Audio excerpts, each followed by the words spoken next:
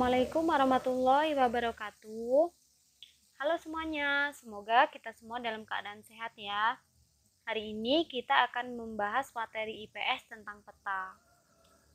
Langsung saja, ini di channel Makin Pintar biasanya itu kita sajikan materi terlebih dahulu, baru kemudian soal-soal.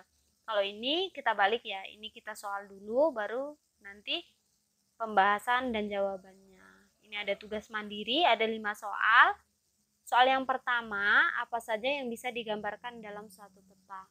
Soal nomor 2, apa yang dimaksud peta kadaster? Nomor 3, sebutkan jenis peta berdasarkan objek yang disajikan. Nomor 4, terangkan mengenai komponen peta berupa judul peta. Yang nomor 5, jelaskan mengenai peta inset dalam komponen peta. Langsung saja soal nomor 1, apa saja yang biasa digambarkan dalam suatu peta? Kita bisa memberi jawaban seperti ini. Yang digambarkan dalam suatu peta biasanya yaitu gambaran permukaan bumi, dilengkapi dengan skala, arah mata angin, dan simbol-simbol. Ilmu yang mempelajari tentang peta disebut kartografi. Ini sebagai wawasan tambahan kita ya, harus kita ingat ya. Ilmu yang mempelajari tentang peta disebut kartografi. Orangnya yang ahli dalam bidang pemetaan disebut kartografer. Seperti contoh lain itu ilmunya itu disebut fotografi dan kita sebagai orangnya disebut fotografer gitu. Kalau ini tentang peta disebut kartografi dan orang yang ahli dalam pemetaan disebut kartografer. Paham ya teman-teman? Kita lanjut lagi nomor 2. Apa yang dimaksud dengan peta kadaster? Peta kadaster adalah peta yang mempunyai skala antara 1:100 hingga 1:5000. Peta semacam ini dipakai untuk membuat peta dalam sertifikat kepemilikan tanah. Ini peta berdasarkan skalanya ya. Peta kadaster ini berdasarkan skala. Jenis peta itu juga ada yang berdasarkan objek, ada yang berdasarkan data yang disajikan. Ini peta yang berdasarkan skala ini ada 5 ya, jenis peta berdasarkan skala. Yang pertama itu peta kadaster, skalanya 1:100 sampai dengan 1:5000. Ya, kita ingat aja nih. Kadaster, skala besar, skala sedang, skala kecil, dan geografi. Kadaster besar, sedang, kecil, dan geografi. Skala ini nomornya kita ingat aja 100 sampai 5000, 5000 sampai 250.000, kemudian 205.000 sampai dengan 500, kemudian 500.000 sampai 1 juta, kemudian lebih dari 1 juta peta geografi. Kalau peta kadaster ini contohnya sertifikat tanah. Kalau peta skala sedang ini contohnya misal peta Provinsi Lampung gitu. Atau peta Provinsi Jawa Tengah gitu ya. Jadi hanya menggambarkan suatu provinsi tapi lebih besar daripada yang kadaster ini jangkauannya. Kemudian kalau skala sedang itu udah antar provinsi. Kalau tadi cuma satu provinsi, kalau skala sedang itu contohnya berbagai provinsi, entah misalkan Lampung, kemudian Jawa Barat, Jawa Tengah, dan seterusnya. Kalau peta skala kecil itu contohnya suatu negara, misalkan peta negara Indonesia gitu. Kalau peta geografi itu lebih besar lagi lingkupnya daripada Indonesia, mungkin bisa benua dan lain sebagainya gitu ya teman-teman. Jadi kita ingat nih, kalau berdasarkan skala berarti ada 5 jenis ini. Kadaster, besar, sedang, kecil, dan geografi. Soal nomor 3, sebutkan jenis peta berdasarkan objek yang disajikan. Nah, ini berdasarkan objek. Tadi berdasarkan skala, yang sekarang berdasarkan objek.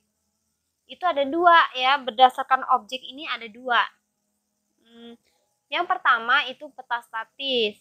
Peta statis adalah peta yang menggambarkan keadaan relatif tetap atau jarang berubah. Contoh peta jenis tanah, peta geologi, dan peta administrasi. Yang B, peta dinamis. Peta dinamis adalah peta yang isinya menggambarkan keadaan yang dinamis atau cepat berubah.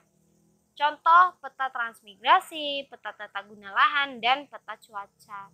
Intinya kita ingat aja gini, kalau statis itu tetap, kalau dinamis itu berubah gitu. Statis itu ya tetap gitu-gitu aja, kalau dinamis itu berubah atau bergerak, kayak dinamo ya, bergerak gitu kan asal katanya. Ini contohnya. Ini contoh peta statis nih.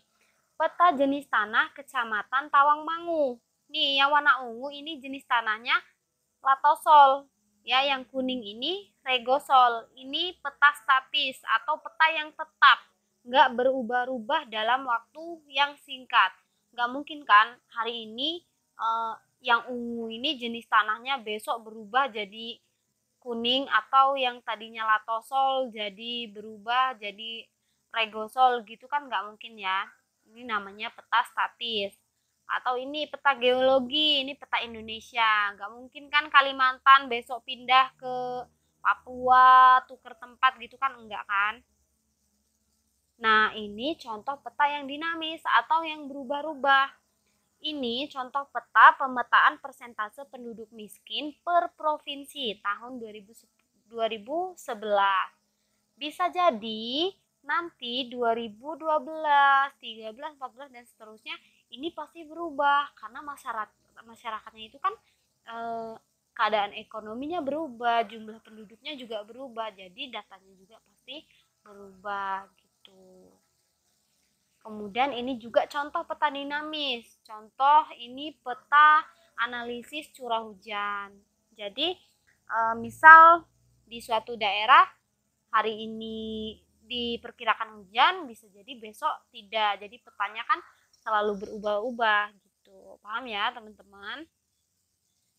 Kalau gitu kita lanjut lagi ke soal nomor 4. Terangkan mengenai komponen peta berupa judul peta. Enak banget ya ini.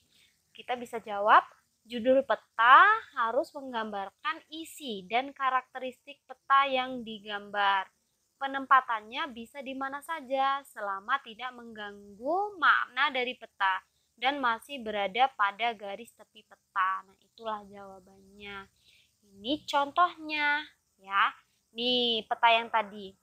Peta jenis tanah Kecamatan Tawangmangu ini ya. Judul peta menggambarkan isi petanya. Jadi dari judulnya kita udah tahu, oh ini nih peta tentang ini gitu. Misal peta curah hujan, oh berarti kita baca judulnya aja udah tahu gitu kan. Baru kemudian peta bisa di mana aja judulnya ya. Bisa di atas, kemudian di samping, kanan kiri, atau di bawah juga bisa. Selagi tidak mengganggu dan masih berada pada garis tepi. Ini garis tepi yang kotak paling pinggir ada garisnya, ini namanya garis tepi. Kemudian yang terakhir soal nomor 5, jelaskan mengenai peta inset dalam komponen peta. Peta inset adalah peta yang disisipkan karena wilayah yang digambar merupakan bagian dari peta utama. Bisa juga peta yang menggambarkan wilayah lebih luas daripada wilayah yang digambarkan. Ini contohnya ya, biar enak kita.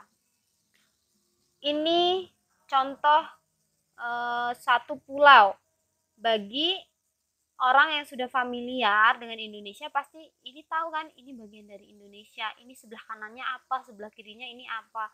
Ini kita udah tahu. Tapi bagi yang belum tahu, lebih mudah kita melihat insert. Oh, ini bagian dari Indonesia. Oh, ini sebelah sini nih, bagian yang kecil di bawah ini. Biasanya kalau insert peta juga, bagian yang besarnya ini kalau di insert itu diberi warna yang berbeda. Ini contoh lainnya. Nih. Ini kan peta Provinsi Lampung. Ini yang besarnya, yang kayak di zoom gitu kan. Terus ini insertnya nih. Nah, Provinsi Lampungnya ini diberi warna yang berbeda. Ini di insertnya, ini peta Provinsi Lampungnya warna merah gitu. Jadi insert itu menggambarkan daerah yang lebih luas dari peta utama. Dari peta yang dijelaskan, ini menggambarkan yang lebih luasnya gitu ya. Paham ya teman-teman sampai sini? Sudah selesai ya pembahasan kita 5 soal. Demikian video kita hari ini. Semoga mudah dipahami ya. Dan tolong bantu subscribe channel ini supaya makin semangat bikin videonya. Terima kasih.